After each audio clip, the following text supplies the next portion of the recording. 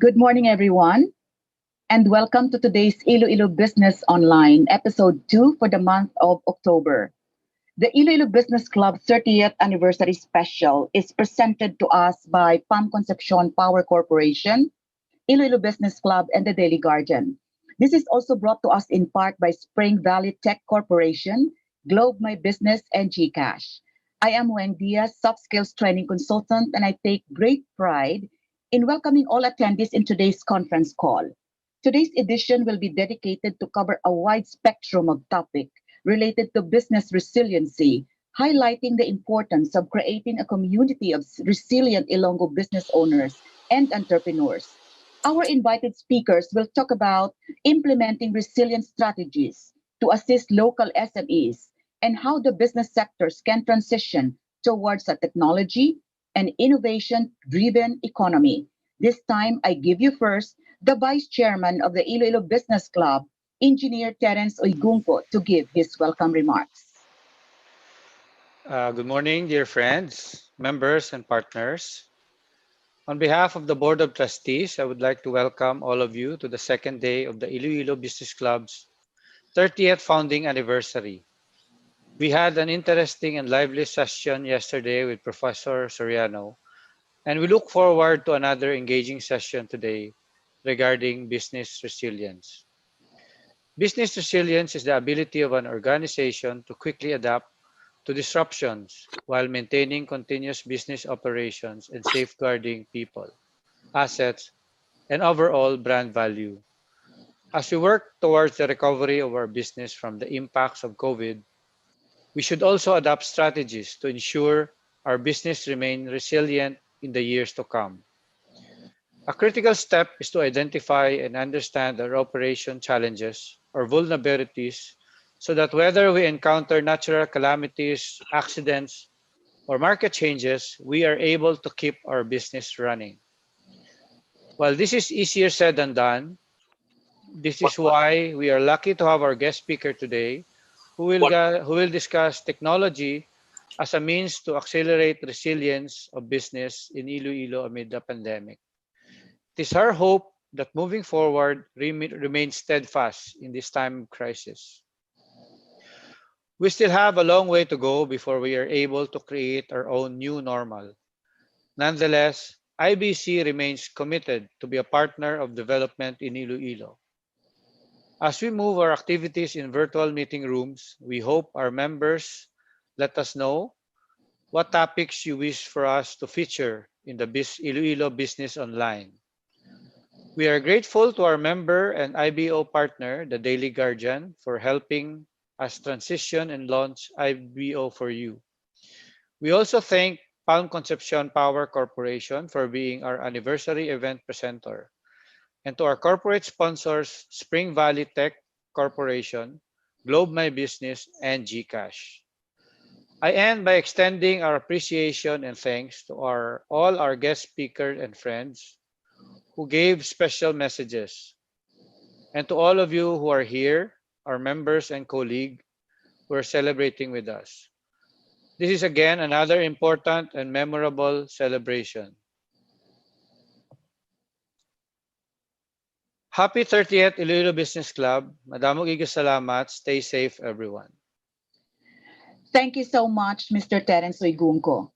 Actually, your journey with the Iloilo Business Club challenges you to become a more responsible and engaged business leader, which enables you to amplify your impact and influence across the spheres of Iloilo community.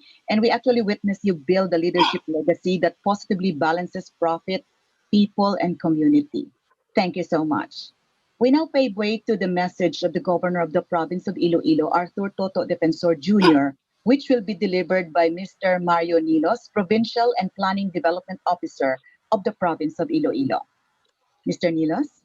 Good morning, ladies and gentlemen. Uh, Governor Arthur R. Defensor Jr. Is sending his regrets for not being able to attend this occasion because he's in another room, a Zoom meeting with the mayors on the development of the interventions of the provincial government on COVID. And he has instructed me to give his congratulations to Iloilo Business Club on its 30th anniversary and recognize how it stayed strong and relevant over the years to its members and to Iloilo in general. The COVID-19 pandemic has done an enormous havoc to all people in all sectors, locally and globally. This is a calamity that went beyond borders, countries, and nationalities. It invaded our businesses, our schools, our families, and ourselves. Everything and everyone are put at risk. For Iloilo province, the estimated losses of the formal business sector from March to July has reached to over 7 billion pesos, not counting the domino effect it did to the informal sector.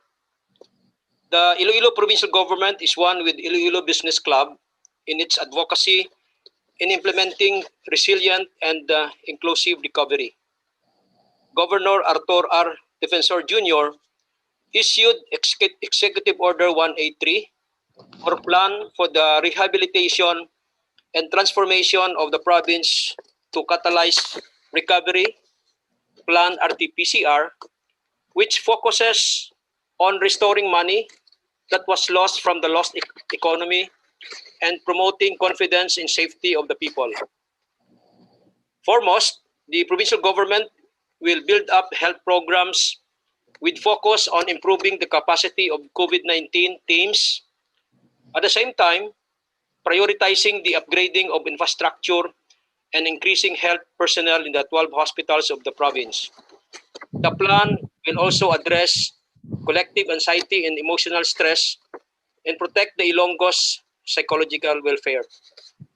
In fact, come November of this year, the COVID Center test facility, which is housed at the Iloilo Provincial Hospital, will now be operational and would test those Ilonggos an average of 300 tests per day come the beginning of November. We recognize that MSMEs are the backbone of our economy and that more than 90% of them are in the micro scale. Further, more than 90% of the micro enterprises involve women or are owned by women owners. They too are the most vulnerable in this pandemic. So far, the local economy, the plan focuses on the revitalizing of industries in livelihood, which shall provide employment to those who lost their jobs. It shall boost agriculture and fishery to restore local capital and income suffered due to disrupted supply lines, unsold products in price differential. It shall also stimulate trade in industry through provision of microfinance loans to our MSMEs to recover and build back better and resilient enterprises. Digital platforms for marketing and payment systems shall be put in place. Trainings on bringing business online and digital platforms have been started last September and is still ongoing in the 5 districts of Iloilo, capacitating more than 120 members of cooperatives, women associations, civil society organizations, and MSMEs. While we are constantly doing product development assistance for our MSMEs since 2015, we shall intensify value adding and innovation through development of new products, new variants, and new packaging designs through our packaging and labeling center, which will be operational soon. All these programs have been started and we are looking forward to full implementation of the programs this coming 2021. As of date, we have already spent 800 million pesos. To be exact, we have already appropriated 824,875,796.18 pesos for COVID-19 and more funds before the end of this year. These funds were used for COVID-19 interventions such as but not limited to food assistance, medical supplies and medicines, PPEs, transportation expenses, establishment of quarantine facilities in the municipalities, hospital equipment, among others. And we are projecting that our COVID fund assistance would reach ₱1 billion mark before the end of 2020. And we are continuing to appropriate funds for ongoing initiatives of the Iloilo Provincial Government to address COVID-19. For fiscal year 2020, we have just recently submitted the Iloilo Provincial Government budget in the amount of ₱3,234,000,000 to the Sangguniang Panlalawigan for their consideration and approval. The 2021 annual budget contains funds for the rehabilitation and recovery of the province, giving priority focus to the health concerns, the local economy, and the psychosocial being of the Ilonggos. In this context, we need to continue to work hand in hand, this time tighter and stronger, in order to bring Iloilo to a better path to sustainable and resilient economic recovery. Let us not falter.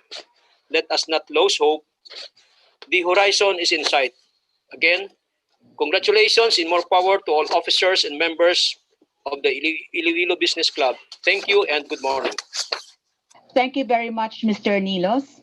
The COVID-19 global pandemic truly is a test case for good leadership, and we congratulate the governor of the province of Iloilo for always widening his door of availability, for keeping his team safe, cohesive, and productive all the time. He always sees things from his constituents' point of view and walk a few steps in their shoes, which actually conveys a sense of understanding of what they're up against. Thank you, Mr. Nilos, and extend our congratulations to the governor.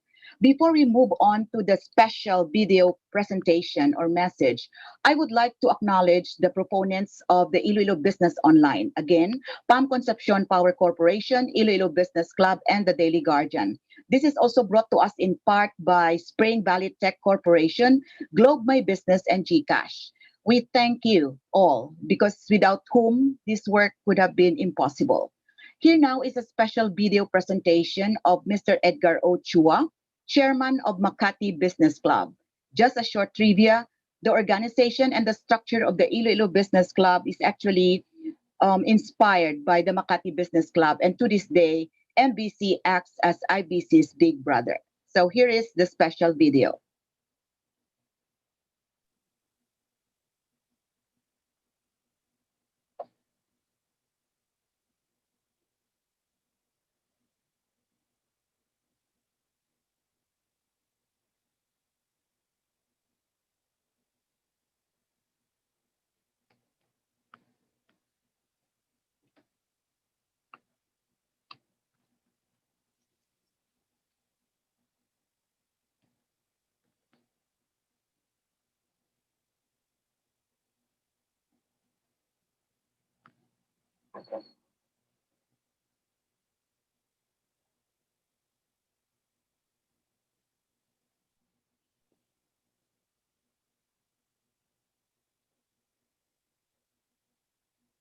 IBC has played an integral role in advocating for reforms, lending its voice to the business community.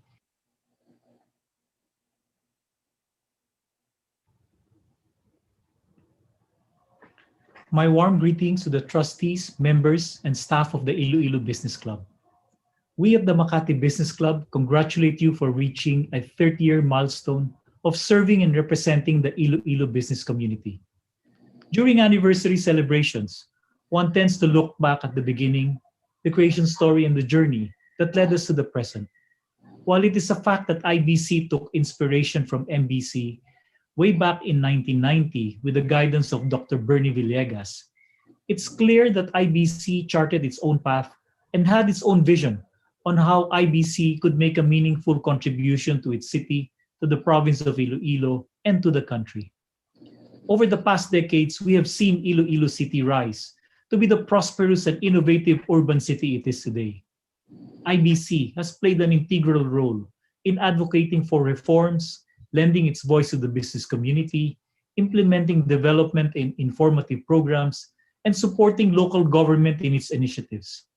I salute the club for all its achievements, and we at MBC are proud to be associated with the Iloilo Business Club as it continues to serve its purpose with integrity and courage.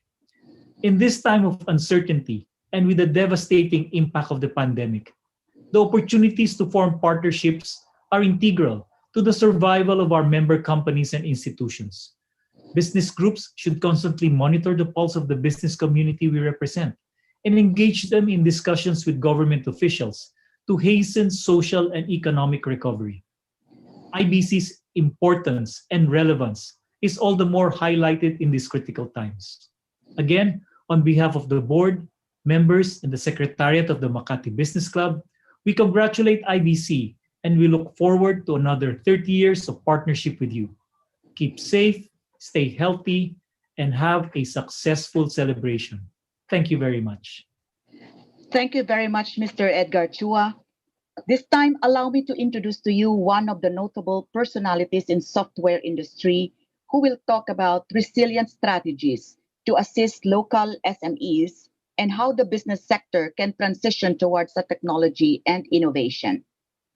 Our guest speaker for this morning is the president of Philippine Software Industry Association, CEO of Spring Valley Tech Corporation, board member of IT and Business Process Association of the Philippines, and former president, National ICT Confederation of the Philippines.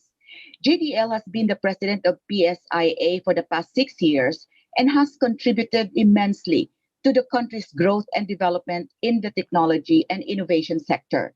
He leads the nation's promotion and marketing efforts with successful inbound and outbound missions in Asia and other parts of the world. He has been an industry representative for more than a decade and has ably supported various engagements covering talent development and countryside development. He also plays a pivotal role in the ICT development in the countryside. Over his many years in the ICT industry, he has established a very strong links with government partners such as DTI, DOST, SHED, and DICT.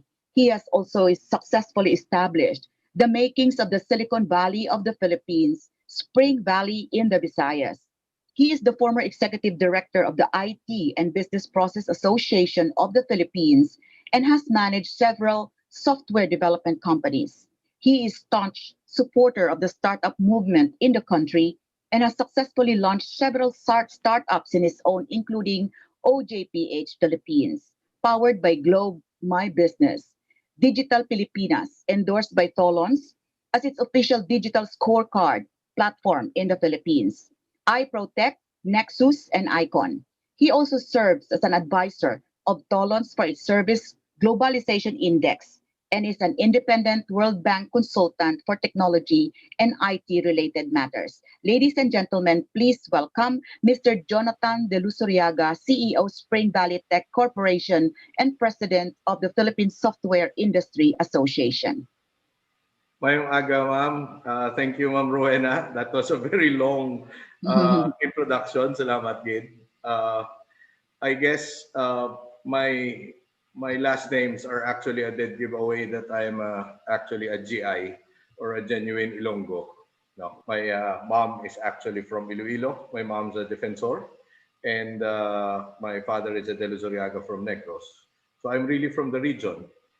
I prepared something quite special for our crowd today. But before I do that, I just like to congratulate the Iloilo Business Club for 30 years of leading the way for Iloilo businesses.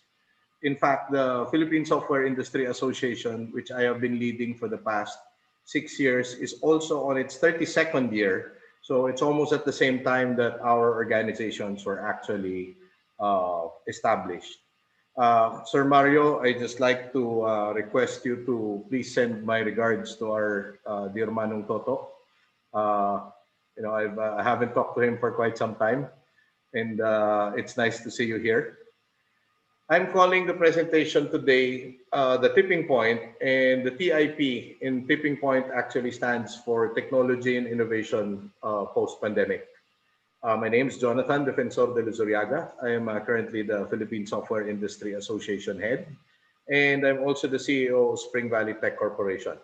Just a little bit about the PSIA. The PSIA is the premier information technology and software development organization in the Philippines.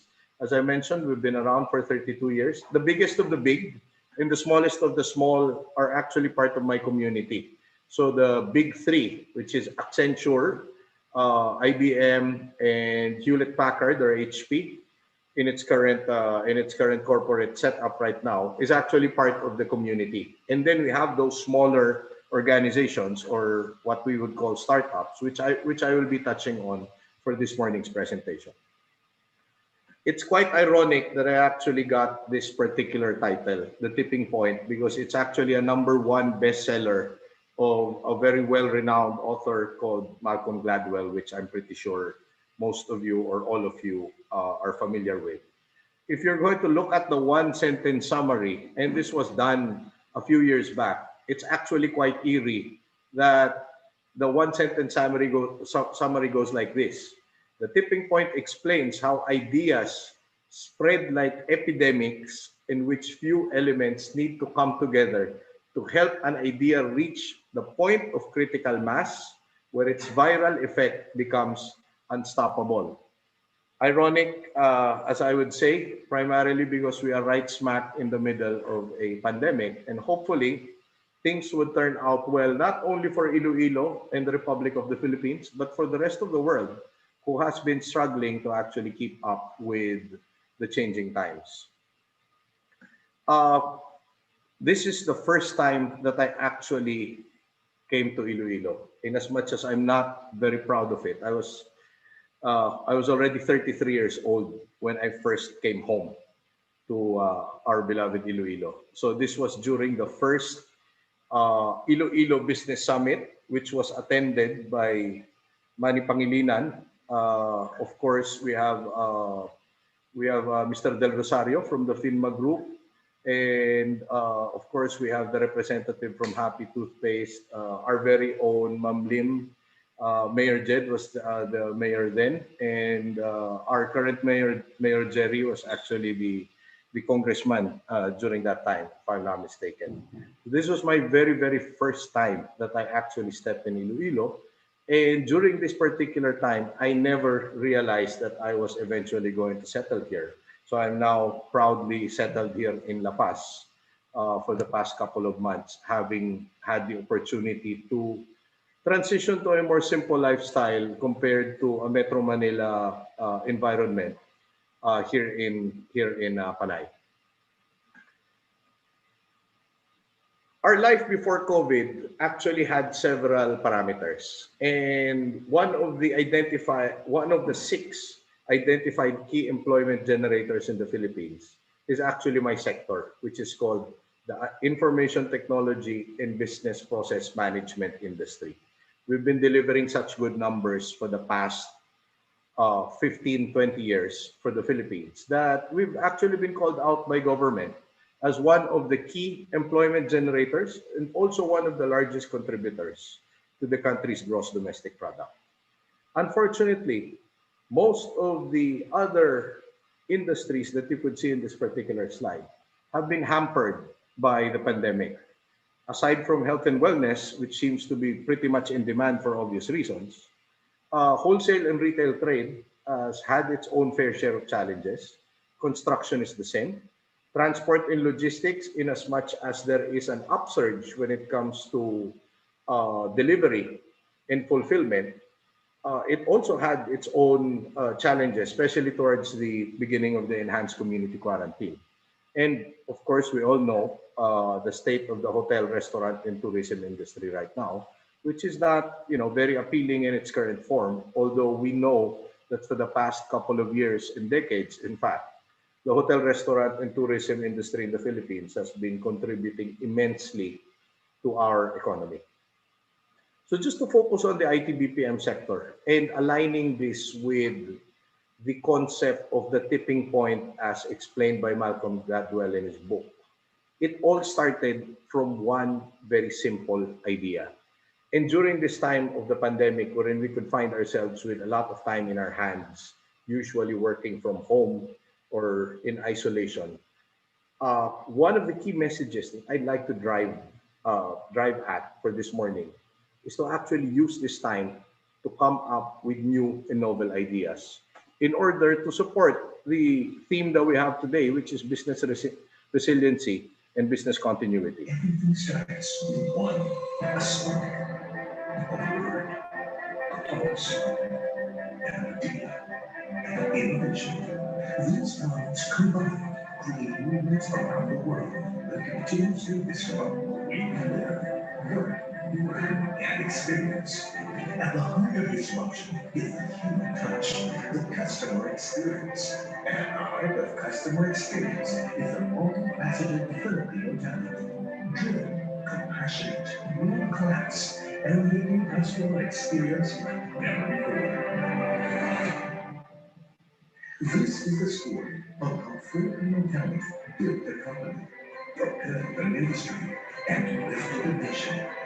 This is the Philippine IT BDM industry. We deliver and feel the creative, imaginative, service-oriented, tech-savvy contact points businesses around the world need to differentiate themselves from their competitors. This special brand of service has made an impact on industries like banking and finance, healthcare, software development, animation, game development, and engineering. Through strong partnerships between the public and private sector, and supported by enablers in real estate, telecommunications, and infrastructure, we have created a strong and healthy ecosystem that has pushed the Philippine economy forward, has moved the country's needle, and has contributed vastly to the global economy, creating a multiplier effect like no other. Our top to bottom, front to back approach, this industry is bustling with energy, servicing all possible points to fuel disruption and sustain its growth. We are moving businesses. We are moving the world. It started with one pulse, one idea, one innovation to make an industry. Today, we are a strong nation with an even greater passion to connect and empower the world. We are the Philippine IT BDM industry. Accelerate Philippines. Future ready for the world. So this particular video was actually launched during the time that we had our strategic roadmap, which we created at the front end of 2016. And we usually do this as an industry every 6 years, in line with the term of the President of the Republic, in order to orient the new guards that are coming in terms of how to support our particular industry. I've seen in the participants list today that I think the head of IFIT, Mr. Jesraf Palmares, is actually in attendance. And Iloilo has grown significantly well to the point that it is now a center of excellence for IT-BPM industry. But how does this now equate with business resiliency now? First question, I guess, that's in everyone's mind is, how is the Philippine IT-BPM industry? So the headcount as far and the revenues as far as the end of 2019 is concerned is more or less in line with our original targets for 2016. So for the industry added actually about 71,000 new employees in 2019, and we closed that year with 1.3 million direct jobs that have been created by the industry. As far as revenues are concerned, we reached 26.3 billion US dollars, which is the largest that the industry has performed. And we were pretty much in line with our targets for 2020. Boom. And then COVID happened. So what are now the offerings that we have? And again, even here in Iloilo, one of the key locators or investors in the IT-BPM industry usually go to our city and our province because of the voice capability. Ilonggos could speak very, very good English. They have good attention to detail. And the proliferation of schools and graduates within Iloilo is actually is what makes it appealing to new players coming in and for those that are already here to actually grow. But the Philippines in general is really known to be the call center capital of the world. However, through the years, we have now started expanding our horizons and our value offering, which now includes, among other things, game development. We also have healthcare information management, which leverages on the fact that the Philippines is the largest producer of nurses all over the world. Then we also have shared service captives, and I know that there are some that are already operating within our jurisdiction. And we also have, of course, animation. I know that the FINMA Group through Toon City has invested quite heavily in training people here in Iloilo to actually partake of the huge opportunity that animation presents. Most especially now during the pandemic, that everything is now turning visual. All the materials, including marketing and promotions and sales, are now being translated into visual material, which has a very huge requirement for animators. And then last but not the least is technically the cornerstone of all of these innovations and technology, which is software development. As we could see from where we are, and I'm actually quite impressed with how the city and the province has coped up with all the challenges, because in certain respects, we're actually a little bit more technologically advanced than certain places in Metro Manila. Diri sa Iloilo, you could have anything delivered to your home. And in certain places in Metro Manila, you still have to go out and actually buy certain things for yourself. And I've always made tikal to my friends in Manila that it seems that where I am right now is actually exhibiting a more cohesive digital transformation than supposed to be the metropolitan areas or the national capital region. I know that from Governor Toto's standpoint, there is some level of automation and digitalization that is happening within the agriculture sector and within the contact tracing space, which is very commendable. And I know that from Mayor Jerry's standpoint, there's also a lot of interventions that are being put into play within the digital realm. But needless to say, this particular slide that you're seeing right now is what we industry leaders use to invite more people to come into the Philippines and declare to the rest of the world that we are open for business despite the pandemic. So how has the industry behaved? In front of you right now is actually a timeline of the industry response to COVID-19. So you can see the productivity rate actually got slashed 50%. So there was only about 50% productivity during the time that the enhanced community quarantine was declared. It started creeping up to a rate of about 73% sometime between April and May. And then by July, the industry has actually adapted quite well to the work from home scenarios and even the required 10% of Philippine Economic Zone Authority uh, guidelines, that 10% of your workforce is actually required to go to the respective offices. So towards August and September, there have been continuing dialogues. Yours truly is actually part of several critical discussions along the lines of guidelines so that we could move forward as an industry.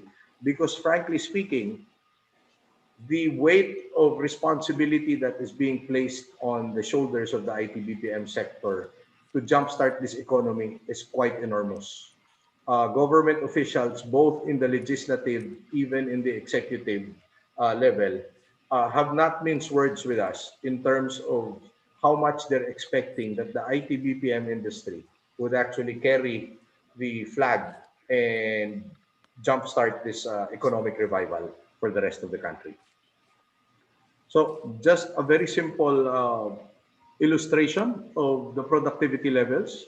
Right now, from July up to now, we're still looking at about 10% of our entire workforce all over the Philippines as being unproductive.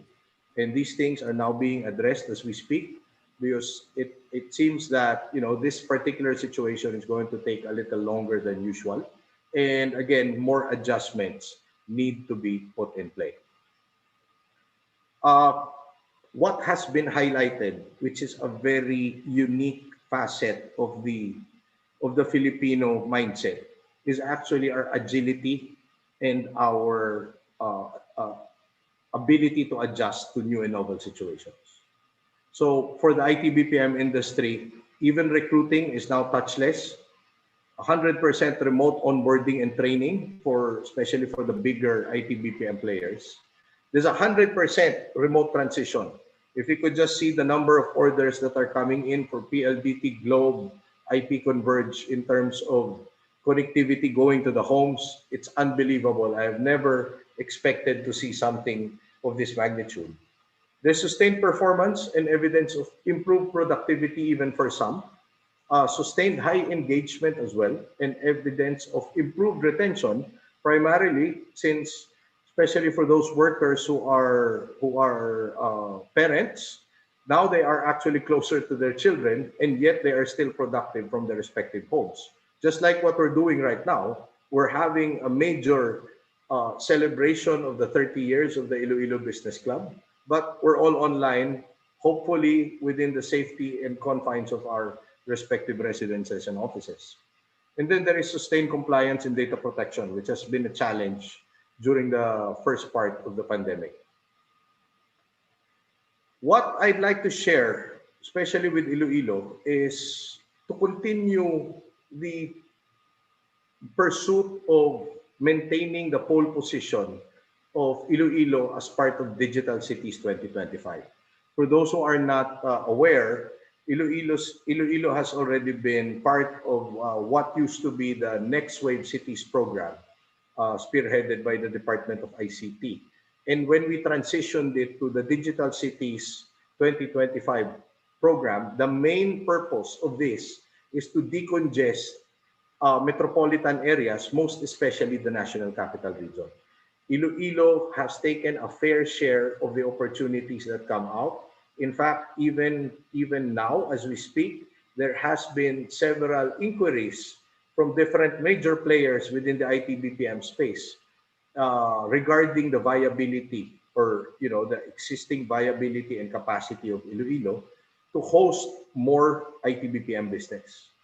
And what needs to happen would be institutional development, which I think is very easy to achieve here in Iloilo because I think all the stars have aligned. Everybody's talking very limited politics involved in terms of the creation of institutional programs, both on the provincial and on the city level. Talent development has to continue, regardless of how difficult it is to transition to the new learning environment, but talent development has to continue. I just got a message from Congresswoman Sharon Garin late last night saying that she's getting a lot of vouchers for TESDA in order for us to train more of our Kasimanwas. And she was asking if it would be ideal to actually put in software development as well. I guess everybody would second guess already what my answer would be. And I said, yes, please do, Madam Congresswoman, primarily because it is very much in demand right now. Infrastructure development, this is one area wherein Iloilo City is on top of everyone else. There's a lot of infrastructure development that has happened and will still happen in the near term. And that is very much a huge component in terms of growing an industry. And last but not the least, we're getting good at this, marketing and promotion. That used to be a major challenge in terms of all the good things that we do within Iloilo because we're the only ones who know it. Now, I guess the formula is working quite well, including events like this, which tend to invite other stakeholders, not just the business people of Iloilo, so that we could spread the good news that number one, Iloilo is open for business and we will continue to grow because the excellence that is Iloilo has never been hampered by this pandemic. There might be challenges, but the excellence in which we do things where we are still continues. So just a little bit of update on Create. Obviously, for those of you who are especially located in PESA zones, the basic parameters of Create in its current form is actually the reduction of the corporate income tax to 25% and accelerate reduction to 20% within a 5-year period. And there's also an extension of the tax deductibility of losses incurred during the taxable year 2020 or NOLCO as we call it, for an additional 2 years for all affected taxpayers. These are already solid components of the CREATE bill that is being passed in the Congress and the Senate. But what the industry is requesting right now is to actually grant existing investors and locators another 5 years, and then encourage new investors and locators to set up shop and expand operations in the Philippines by offering a 10-year minimum 10-year of incentives, and allow the fiscal incentives review board, which is going to have jurisdiction over the CREATE law if it becomes a law, to have jurisdiction over very large investments, while the investment promotions agencies shall continue to cover anything below the threshold. And the last but not the least, we've been having very intense collaborative discussions with Director General Plaza of the Philippine Economic Zone Authority to actually maintain the one-stop shop nature of PESA, because it has indeed helped us grow the industry. And this growth is actually felt by our Kasimanwas here because of the huge uptake of IT-BPM business here in Iloilo. So enough of the industry update. Let me get to the meat of the presentation. There is restricted movement due to the pandemic. We all feel it, we're still feeling it, and we might still be feeling it within the next couple of months and probably next coming year. However, digital has never stopped. So this is now a quandary for all of us, because we could see other countries, most especially our Asian neighbors, go full throttle with this digital transformation journey. But at the same time, the movement is restricted, making it a little bit more challenging than usual. It seems that with all the time in our hands, we are all having this feeling of running in a race. And we are running a race against time, against the discovery of a vaccine, against survival, and last but not the least, a race to relevance. Let me explain these four concepts further. First is a race to find a cure. How I wish that somebody would announce by tomorrow that there's already a viable option for a vaccine. There are more than 100 projects that are going on around the world. However, you know, President Donald Trump's favorite, Dr. Fauci, told reporters sometime March that it's still going to take about 12 to 18 months to have a very safe, viable option for a vaccine. That's where we stand when it comes to a cure. So what do? Do we wait for this? Or do we actually now create ideas in our head in order to transition our respective businesses to adhere to the new business environment? There is the race for survival. These are the latest numbers presented by the Philippine Statistics Authority. My dear Kasimanwas, unemployment rate and underemployment rate is really strongly creeping up. In fact, I even believe that these numbers being presented to you right now are quite conservative. I've heard more horror stories on the ground in terms of people who thought they had very secure jobs, wake up one morning and they're already unemployed. Therefore, they now have to get any opportunity that is in front of them. This is the sad state of our race for survival. And hopefully, with the influence of the Iloilo Business Club and the Iloilo business community, we could somehow allay some of the fears and anxiety, especially of our Kasimanwas, by creating more opportunities. In fact, I was having a conversation with my wife the past couple of weeks, and I said, I think our goal right now for Spring Valley is to create as many jobs as possible. I think we are all morally obligated to actually do something like this, especially during these trying times. Then there's the race to relevance. Even pre-pandemic, this has already been the case for the Philippines. When it comes to innovation and technology, why is it that we always follow instead of taking the top post in terms of leading? And let me explain my theory regarding this. We have a very service-oriented mindset as Filipinos. And I look into our history in order to further understand this. 400 years under the Spaniards, more than 50 years under the Americans, a handful of years under the Japanese, actually make us a very subservient culture, which is one of the reasons why the rest of the world loves Filipinos when it comes to service-oriented work. We're very strong in maritime, we're very strong in healthcare, and now we're very strong in the IT/BPM sector. Unfortunately, the downside to this is that we almost oftentimes forget to have a full meal by ourselves because we are just so happy in partaking of the scraps that fall off other people's tables. I'm dedicating the rest of my life to actually creating the new technopreneurs of the Philippines who would build rather than follow somebody else's uh, invention or intervention or innovation. In as much as these numbers have strongly improved when it comes to the innovation index, I think we jumped more than 20 points upward.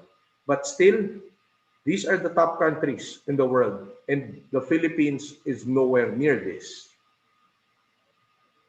But because of all of these things that are happening, sometimes we tend to forget about the most important race of all. At the risk of sounding a little bit cheesy, but for me, the most important thing that I am actually looking at and observing around me is the human race and our race to maintain our humanity. You see, ladies and gentlemen, the pandemic came with a magnifying glass. So it magnified the good in us and it also magnified the bad in us. Some conversations between friends during the time of, most especially during the ECQ, one of the topics were, I think it would take a magnitude like the pandemic or an event like the pandemic to actually discover who your real friends are. And I guess it is imperative for us. And it's also natural that a certain survival instinct will come in. And we try to maintain our own survival in our own small circle.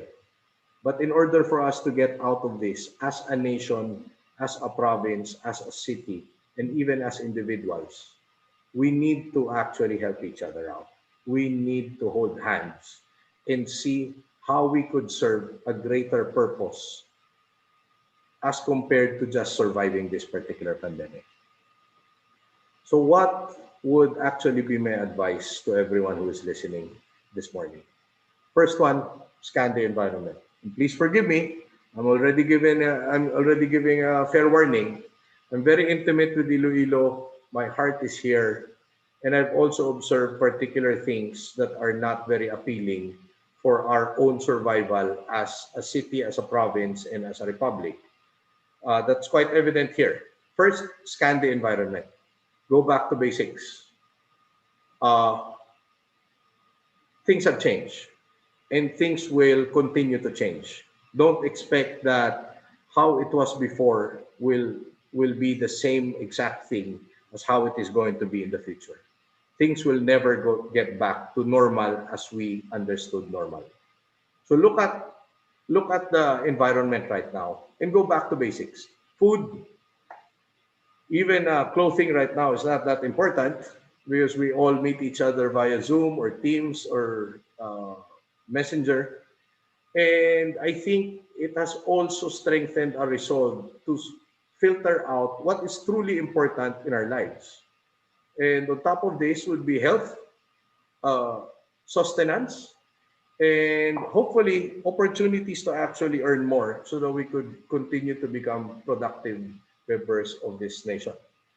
Don't force it. I always use the adage square peg in a round hole. I've met several of our friends here in Iloilo and in other places in the Philippines. And they are still hoping that things would go back to normal.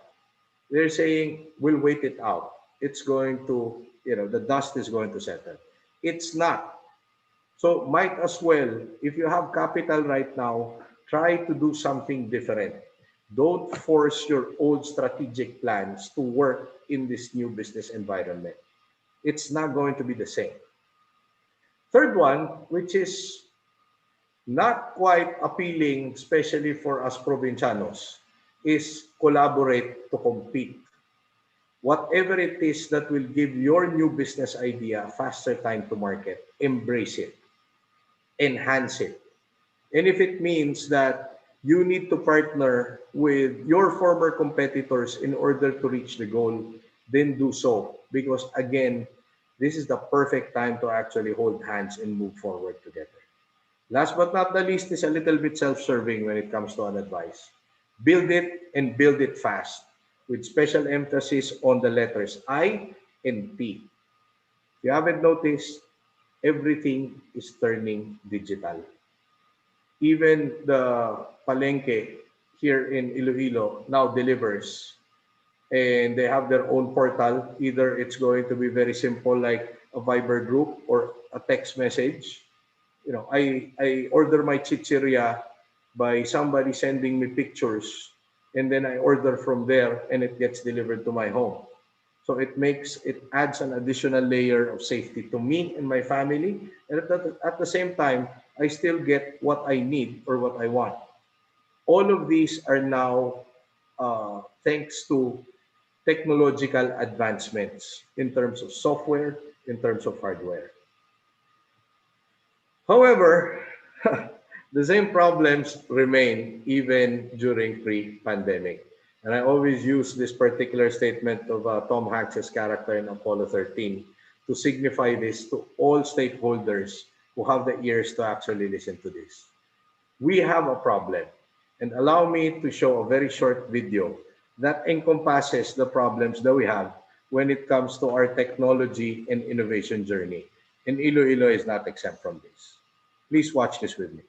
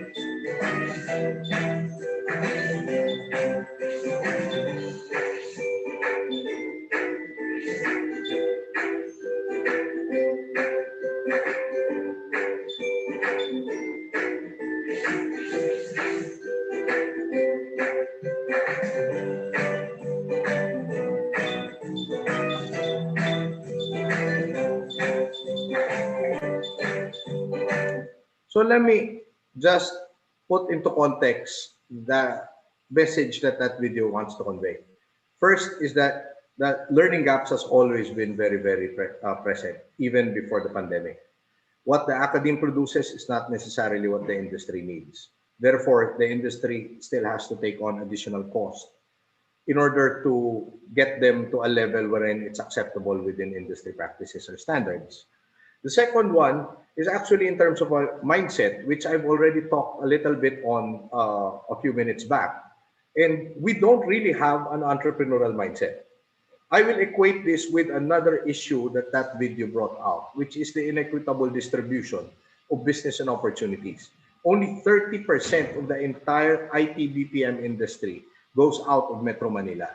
Probably because we here at the province is actually less of a less taker than some of the players in Metro Manila. That's probably one of the reasons that there is uh, hesitation on the part of locators and investors to discover the beauty and the excellence that provincial sites could offer. Third is, of course, something that I think Iloilo has addressed head on, which is infrastructure. We have a lot of infrastructure here, and hopefully that is going to pave the way to a much bigger, robust, progressive IT-BPM industry. Last but not the least, and I intentionally put it on the last part of my explanation, is the startups. I was so totally surprised to find out that there are quite a handful of startups operating within Iloilo, and some of them hold a very, very huge promise. COVID-19 has opened up the possibility for us to introspect and think about the future of our respective businesses and enable us to actually start something new. It's a very huge industry, the startup industry. In fact, the fintech subsector has reached somewhere between 5 to 7 billion US dollars in transaction values, which specialists predict would double by 2022. So there's a lot of money that has been raised. And when I say startups, these are technological startups. We're now trying to give the rest of the world some competition in terms of creating our own Lazada, creating our own Shopee, creating our own Facebook, creating our own LinkedIn. And that's where we need to go. And Iloilo actually plays a very pivotal role there because, again, as I've mentioned earlier, I believe the stars have aligned. What we need to do is have a change of mindset. I think it's quite obvious with everyone in this call that the businessmen here are a little bit more conservative than the next guy. And I think the pandemic is also a very good reason for us to be a little bit more bolder, a little bit more riskier than how we usually were during normal times. Uh, what we need in order to remain relevant in this particular day and age is what we call in the industry as a moonshot. We just can't do things that are already being done by our next door neighbor or by the next country. We need to go above and beyond that and really think of something that is going to be outside of the box, that is new, that is novel, and that would have unique value propositions. This is what is necessary for us to continue our progress before the pandemic hit Philippine shores. You must remember, the Philippines was outperforming everybody else in Asia before this pandemic came in. And now we're actually at the bottom of the rung of the ladder, primarily because we weren't prepared. And I think how we react to this situation moving forward, including a change of attitude, is necessary for us, not only to survive, but to thrive during the time of the pandemic. So, which is one of the reasons which prompted me to come up with such a huge initiative to the point that half of my friends thought that, my midlife crisis is actually translating into very, very bad methodologies. Uh, so I decided to create the Silicon Valley of the Philippines. It's going to be here in Region 6, actually. The first version is going to be an 11-hectare township in Bagu City and Negros Occidental. The aim is basically for everyone in the Philippines to converge and create. Those are the two key concepts: converge and create. One of the more important initiatives that I actually created is an engagement that we launched late last year, which is called Philanthropo. And to know more about the program is actually a very short video. We all want to make a difference, but we don't know where to start. Filipinos have always had it hard. We're ravaged by typhoons, hindered by illnesses, held back by poverty, and left wanting for better education. But despite being dealt a bad hand, we have always managed to rise. Our ingenuity helps us adapt creatively. Our intelligence allows us to break limits. Our intensity drives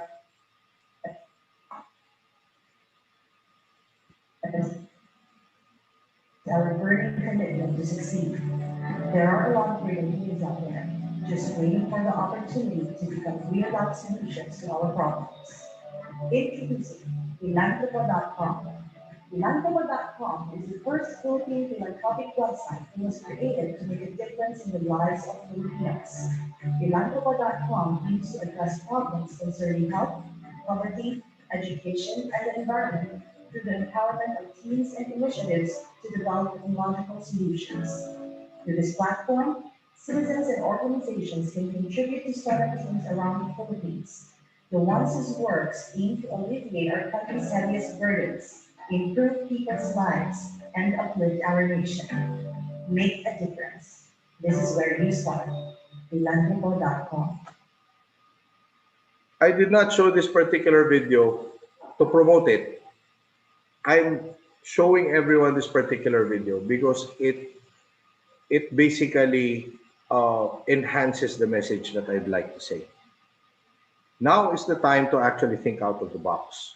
If you were in the hotel and tourism industry, and you're expecting the crowds to arrive, they may not come. So you better reinvent this. How do you reinvent this? There are numerous IT-BPM companies right now that are looking at renting entire hotels so that their people could just stay there and work there and create a secure business environment without actually going through the pain points of spending for testing every 14 days and providing dedicated shuttles. If you're in the restaurant industry, don't expect that you're going to have a truckload of customers go back. Turn your restaurant into a cloud kitchen.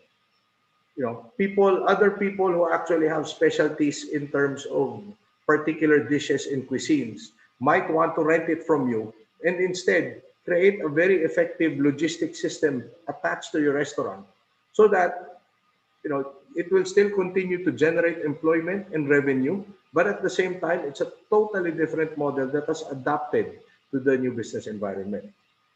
If you're a retailer, why not create your own e-commerce site right now? And again, I'm not saying I'm going to do that for you because your next door neighbor might have the talent to actually help you in your digital journey and in your digital transformation. One last appeal to everyone here. The only way that I could see the Philippines getting out of this particular situation in blood is for us to actually support each other. Here's a very nice story. I'll actually close it with two. The late Henry C. Sr. actually created his best work during challenging times, during the EDSA revolution and during the Asian financial crisis. This was when he started investing in building some of his more formidable SM structures. Then there's the tale of the two Japanese students who were studying in the United Kingdom after World War II. And they would take turns writing down notes, primarily because they were using Japanese pencils that oftentimes the tip would break because it was substandard at that time.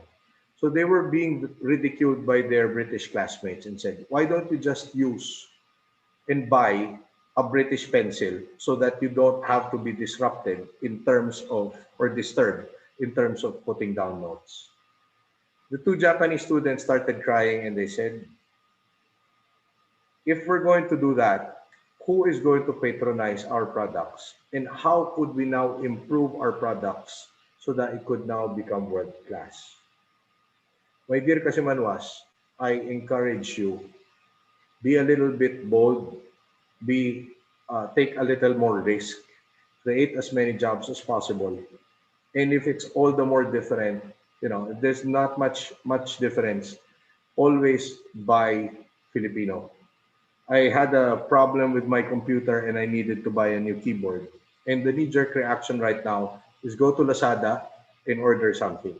When I looked at Lazada, it was actually going to come from China. So I told myself, Lazada is actually not a Filipino platform, and the source, the supplier, is actually going to come from China. So might as well go to SM here in Iloilo and buy the keyboard there, in as much as I know there's a 90% chance that it's coming from China.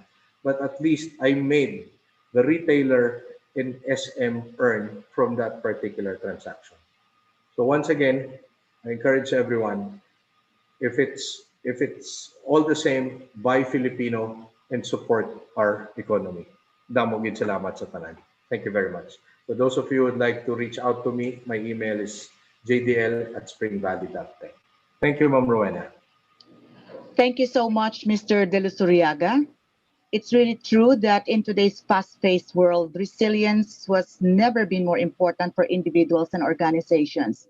And it can be life-changing actually for companies. And it can help individuals deal with outside pressure, challenges, or changes, stress, and obstacles as well. Okay, thank you so much for your time and for your very valuable knowledge shared to us. So we will now proceed to the open forum.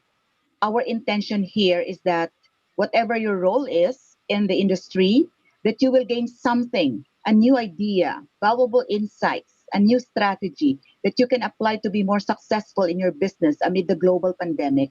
So I have taken the most often cited questions and will be tossing them to our speaker. Please encode your question in the chat box if you want to join the discussion. Ask specific questions that you've been thinking about to help you navigate the upcoming opportunities and challenges in these unprecedented times. Okay, so before I give the first questions or the first set of questions, you can be one of the lucky winners to receive a gift from GCash. Just click the link sent by Globe, My Business, and GCash. So Globe My Business will also give what do you call this, a gift for all those or the first six who will give the first question for our speaker for today. Okay, so our first question, sir, is the global crisis brought on by the coronavirus was pushed or has pushed us further into the digital world, and changes has been very, very visible in behavior.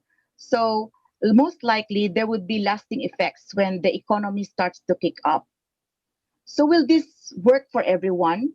Because as we look at it, the digitally enabled world is working for some, but not all equally. That's a good question. So thank you for the person who actually asked that question. There's a story that's floating around even on social media that there's a questionnaire that says what urged your company to, or who spearheaded your digital transformation in your respective organization. So the first choice was the CEO. The choice letter B is actually your CTO, and then C is actually COVID-19. And for all of those who were spent sitting in terms of digital transformation, you have no choice right now because limited touch points, limited logistics, everything has to go digital. To answer the question directly, Ma'am Rowena, if you have a cell phone right now, regardless of how much you downplay that you are not a digital native, or you're having difficulty adjusting to digital, if you're using a cell phone right now and if you know how to open a computer, for now that would be suffice to actually allow you to participate in this digital revolution.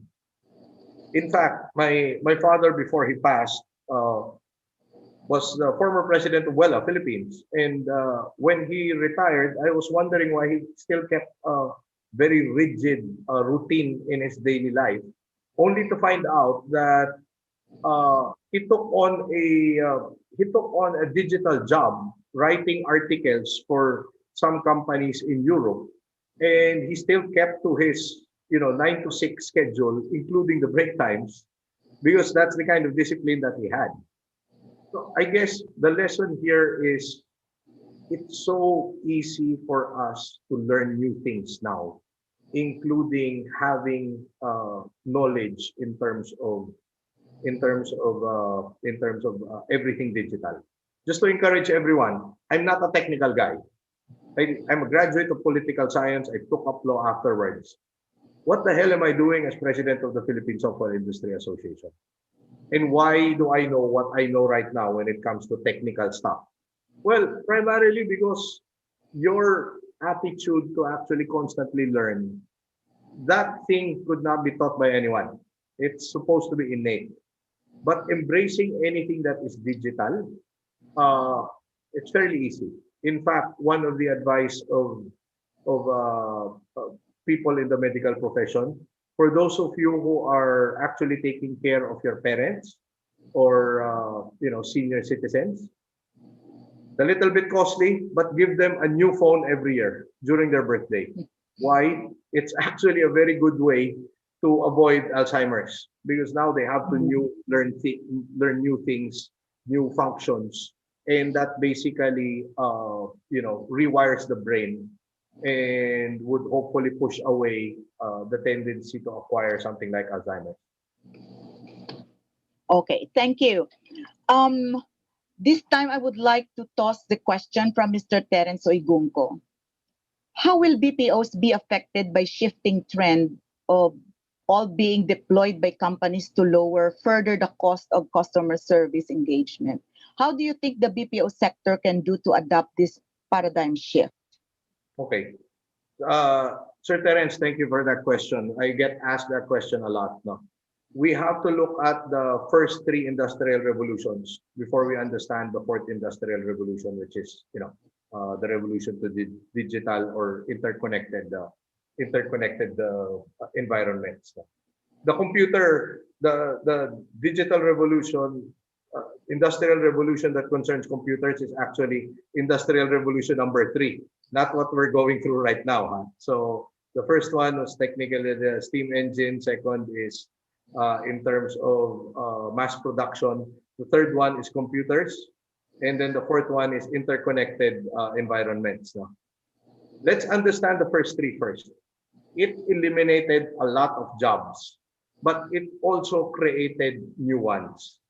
So one of the things that we're discussing within industry leadership is how do we now transition going from lower engagement touch points, such as simple contact center services to something a bit more higher. So let's look at the demand of the industry. Number one, if Iloilo could produce a truckload of data analysts and hopefully data scientists, that's going to be something that's going to be in demand for the next 5-10 years. If there are people who, if Iloilo could produce a truckload of database administrators, that is going to be in demand for the next few years. If Iloilo could produce a lot of cyber security specialists or cyber forensic specialists, that's going to be in demand as well for a long period of time. So again, we need to upskill and reskill our traditional BPO offering, not only as Iloilo but as a country, because as the first three industrial revolutions has taught us, it will eliminate jobs, but it will also produce new jobs. The secret is actually keeping pace with what is in demand by the industry. Okay, thank you. So this time, a question from Mr. Arsenio Rafael. Can you give some guidelines on building owners that offers their property to BPO industry or companies? Because PESA has been very, very tough with their guidelines. I actually have an opposing view on this because, truth be known, there were some challenges during the first few years of President Duterte in terms of approval. But right now, Ma'am Rowena, now is the perfect time to actually apply for PESA certification. Because number one, the key programs of government is build, build, build, and Balik Probinsya program. So it's pretty much aligned with the intention of PESA to actually increase more PESA sites. And if you have any issues and problems, just drop me a note, Sir Arsenio, because I could probably introduce you to the office of the Director General. They're very open right now. They're very open. In fact, they're encouraging more PESA applications. But what I could see here from an Iloilo standpoint is that before we build and we have intentions of actually declaring it as a, or applying it as a PESA site, make sure that you have people who know what the PESA guidelines are. So you don't have to reinvent everything else. Sometimes there are facilities already that are up that would have zero to no chance of getting PESA approved because the guidelines have not been followed. So before you actually spend, plan first. So it makes it easier. In fact, loop them in for those that are into real estate development and those who are planning to build facilities. Uh, you know, before you actually do anything on the construction side, make sure that you have somebody who's going to advise you in terms of what is being required by the guidelines. Okay. I hope it answers the question of Mr. Rafael. We now move on to the question of Mr. Noel Natividad. What is your take on the lack of IT infrastructure in Iloilo City, especially the fast and reliable access to internet? Uh, I'm the number one critic. No, I'm actually globe my business here in Iloilo, and we also do several connectivities also within Panay. And I'm the number one critic of the telcos, but I'm also the number one defender when it comes to particular facts. Uh, Connectivity to home and mobile coverage, sometimes that's a challenge, not only for Globe, but PLDT and all other providers as well. I think it's more because of lack of planning in all of the stakeholders. But if you go to any of the IT BPM operators here, and I'm pretty sure my friends from iFit will confirm this one as well. We have very good internet in Iloilo, but the problem with internet in the Philippines is that it's a little expensive. That one is a fact. But in order for us to be properly supported when it comes to good connectivity, we also need to make sure that we present a business case to these telcos. Uh, Look, let's be fair with our discussions on this one. One of the things that prevent telcos, both one, the two existing ones, from actually providing much better connectivity sometimes is the community itself. Like in Manila, they're having major problems putting up cell sites, primarily because neighborhood associations won't permit them, or there's just too much corruption when it comes to the local government, which apparently I don't think is present here where we are. But at the same time, I think we also need to provide a business case to the telco providers. No? Right now, given the surge in work from home requirements, I think both Globe and PLDT are gearing up to increase capacity.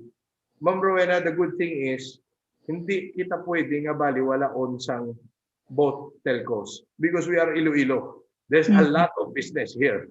It's very difficult if you come from a small town and you try to convince all of these telcos to actually invest. Here, it's just really a matter of telling them where you need coverage and what for, and how the ROI is actually going to be in terms of their business as well. Because it's not a public service what they're doing. They're also running a business. Okay. Thank you so much. This time, how about specific examples of software which SMEs can utilize for their operation without breaking the bank? Ma'am, I actually am a consultant of DTI Region 6 through the leadership of Ma'am Beck and Ma'am Ermi. And one of the things that we will be discussing the week after next would be several platforms that MSMEs could actually use. And one of the things that DTI is focusing on is to help smaller organizations within the micro, small, medium enterprises to have a more user-friendly and budget-friendly platform. But nevertheless, there are those that use something like Shopify.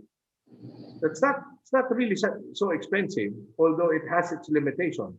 My dream is actually for a Filipino provider to provide all of this, and we could unify and support one particular platform, so that particular that specific platform could also earn a little much and encourage the founders to actually improve on it. So Facebook seems to work. Sometimes overthinking it is also not going to work. Eh. Like a good example, the one that provides us with seafood coming from the palengke here, the Risaton. It's just a text message away. And now that they're on Viber, they could actually take pictures of ano ang nag-abot, ano ang pwede ma-deliver, and it works for us. You don't have to overcomplicate it. Di ba la? Oh, okay. So this time I would like to give this question from Mr. Butch Moiko. What is your take on Converge ICT's expansion program? Competition is always very healthy. I think Dito Telecommunications, which has been approved by the ICT as the third telco, and then I know that there are several synergies. You know, from the grapevine, I've heard that there are synergies between Dito Telecommunications and Converge ICT. They seem to be doing quite well in certain places in Metro Manila, and hopefully the same quality of service would be given here to us in the provinces. Competition is always a very nice thing. It's just that we also need to figure out a very delicate balance in terms of their own profitability. Kaya hindi kung waay na sila ginansya, the first thing that they will cut corners on is actually the service that they give to the people. No? So we need to have that very delicate balance. Mm-hmm. And again, that could be remedied by a lot of conversations with all the stakeholders in the telecommunications space. I think that everybody loves Iloilo. Eh. I talk to PLDT, I talk to Globe. They love us here primarily because not only do we hold a lot of promise here, but there's also a lot of revenues for them here. We are a very significant market for all of these telecommunications providers. Okay, thank you. So this time, I would like to acknowledge this follow-up to the response to the question of Mr. Uigunco from Ms. Marisa Luisa Segovia. For Iloilo to produce truckloads of data analysts, computer admins, etc., is there a template that perhaps IBC, IFIT, and IGIAC can bring to the academe and other collaborations, example, DOST, so that we can work towards this goal sooner than later? I don't have, Ma'am, when you introduced me, part of that introduction was that I've established very good partnerships with DTI, DICT, DOST, etc. And I still do. But, even our friends from these respective agencies are saying, we could support you in any which way. But if you want to do it really, really fast, let's go back to the history of the IT-BPM sector. It's not that I'm taking away the support that is being given by government, both on the national and local government angle. But the industry and industry enhancement is actually a private thing, Ma'am Rowena, right? It is the businessmen who are going to push the agenda forward, because it would take, less, I don't want to call it red tape because that's such a strong word, but there are less procedures that need to be put into play.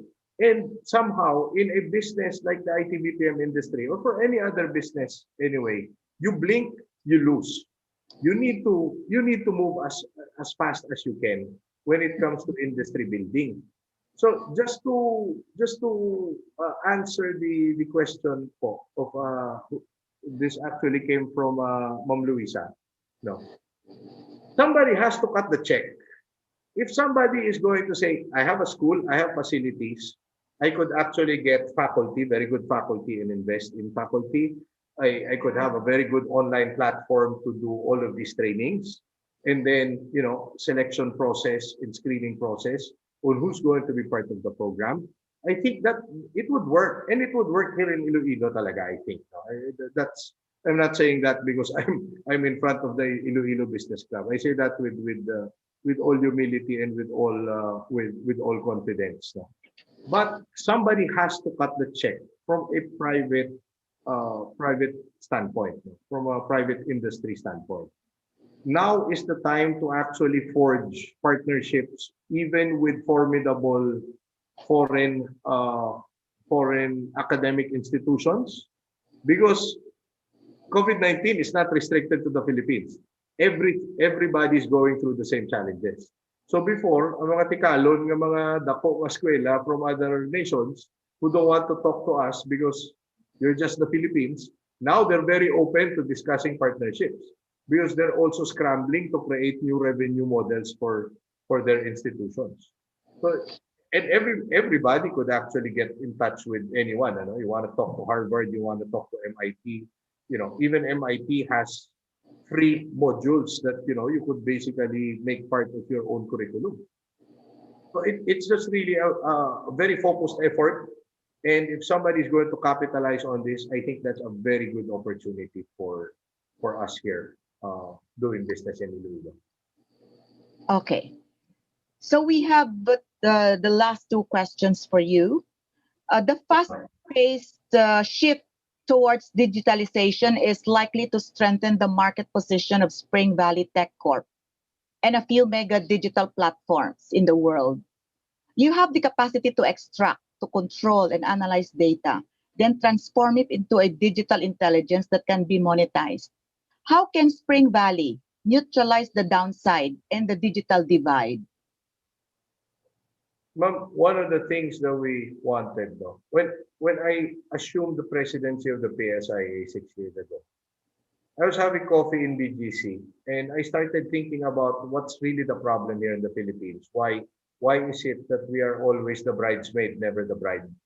And I came up with the issues that I brought up. Nasabi, oo nga, we're not, even the way we communicate to our children doesn't really feed our greater purpose of becoming relevant in this digital space. Because when we talk to our children, we always say, study hard so that you could find a good job. Diba? Mhm. Magtuon ka sa mayo para makakita ka mayo nga obra.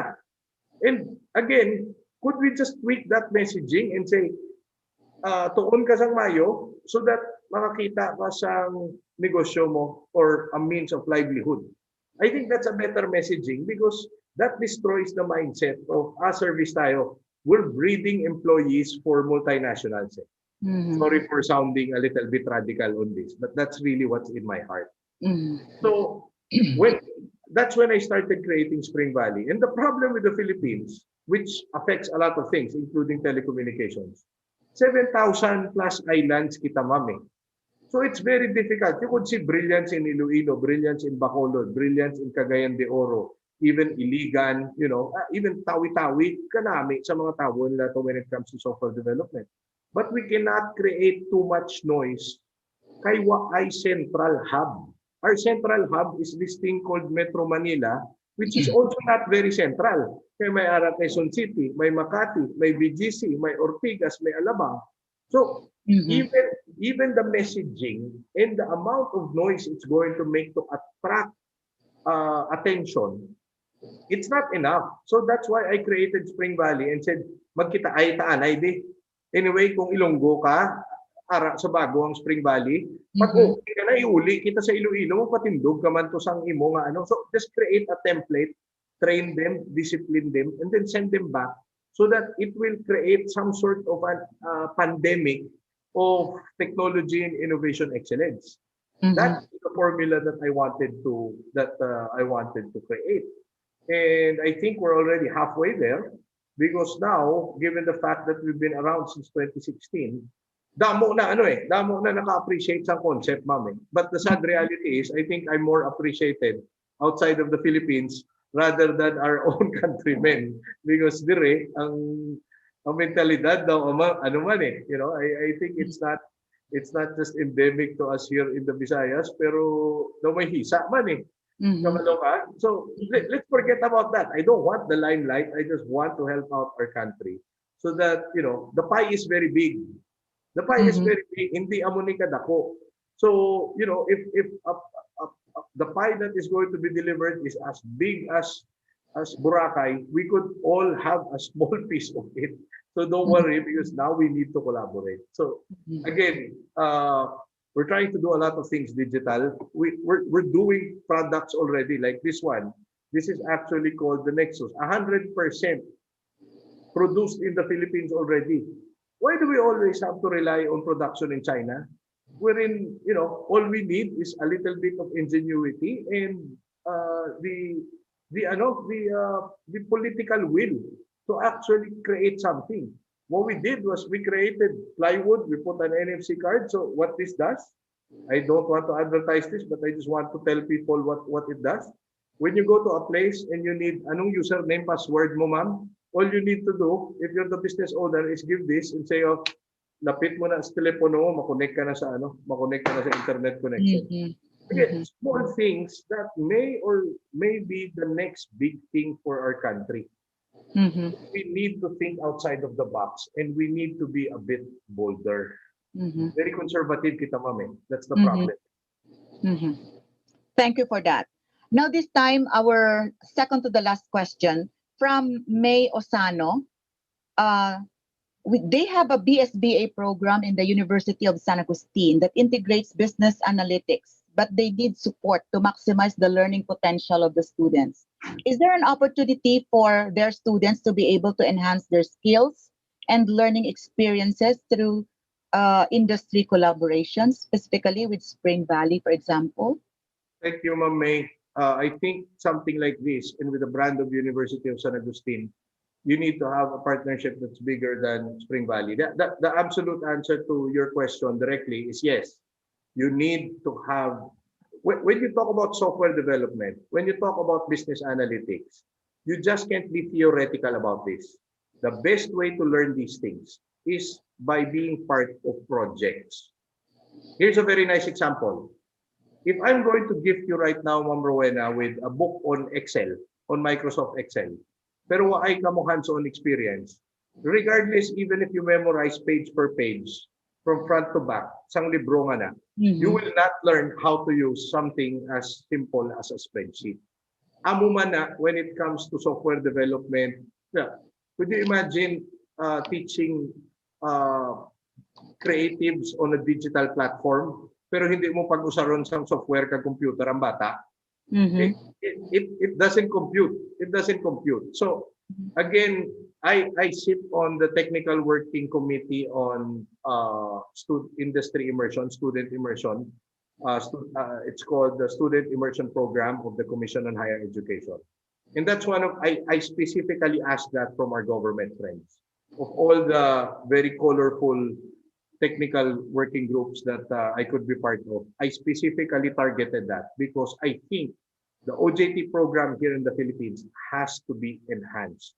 That is the only way that we could correct the industry academe gap that we've been talking about for the past 20 years, but nobody seems to do anything about it.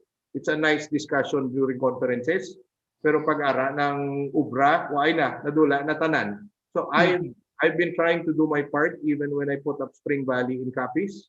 We were taking in, Spring Valley was the first company to take on senior high school OJTs.